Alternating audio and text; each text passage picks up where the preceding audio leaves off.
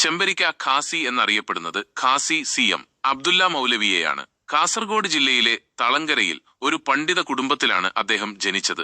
കേരളത്തിലെ സുന്നി മുസ്ലിം മതപണ്ഡിതരിൽ പ്രമുഖനും സമസ്ത കേരള ജംഇയ്യത്തുൽ ഉലമയുടെ വൈസ് പ്രസിഡന്റുമായിരുന്നു അദ്ദേഹം. മംഗലാപുരം കീഴൂർ സംയുക്ത മുസ്ലിം ജമാഅത്ത് ഖാസിയായും അദ്ദേഹം സേവനമനുഷ്ഠിച്ചിട്ടുണ്ട്.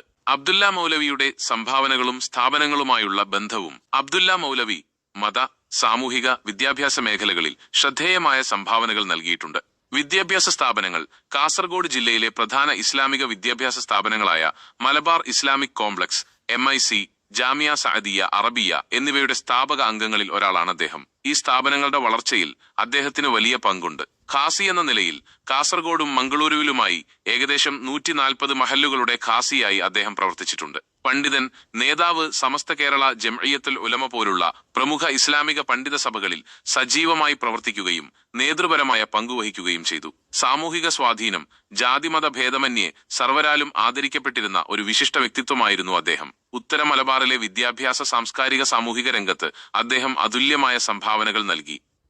അബ്ദുല്ല മൗലവിയുടെ ദുരൂഹ മരണവുമായി ബന്ധപ്പെട്ട അന്വേഷണവും തുടർന്നുണ്ടായ സമരങ്ങളുമാണ് ഇവിടെ പ്രധാനമായും ചർച്ചാ വിഷയമാകുന്നത്. ഉസ്താദിന്റെ മരണം 2010 ഫെബ്രുവരി 15-നാണ് ചെമ്പരിക്ക ഖാസി CM അബ്ദുല്ല മൗലവിയെ ദുരൂഹ സാഹചര്യത്തിൽ മരിച്ച നിലയിൽ കണ്ടെത്തിയത്.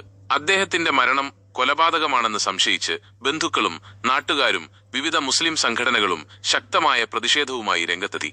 അന്വേഷണം ആദ്യം ലോക്കൽ പോലീസും പിന്നീട് ക്രൈംബ്രാഞ്ചും കേസ് അന്വേഷിച്ചെങ്കിലും എങ്ങുമെത്തിയില്ല. ഇതിനെ തുടർന്ന് കേസ് CBIക്ക് കൈമാറാൻ ഉത്തരവിട്ടു.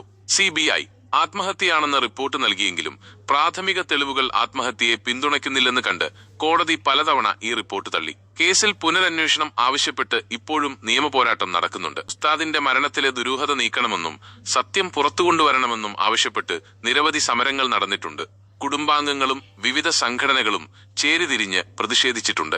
ലോക്കൽ പോലീസ്, ക്രൈംബ്രാഞ്ച്, CBI എന്നിവരുടെ അന്വേഷണ റിപ്പോർട്ടുകൾക്കെതിരെയും നീതിക്കുവേണ്ടിയും നിരന്തരമായ പ്രക്ഷോഭങ്ങൾ നടന്നു.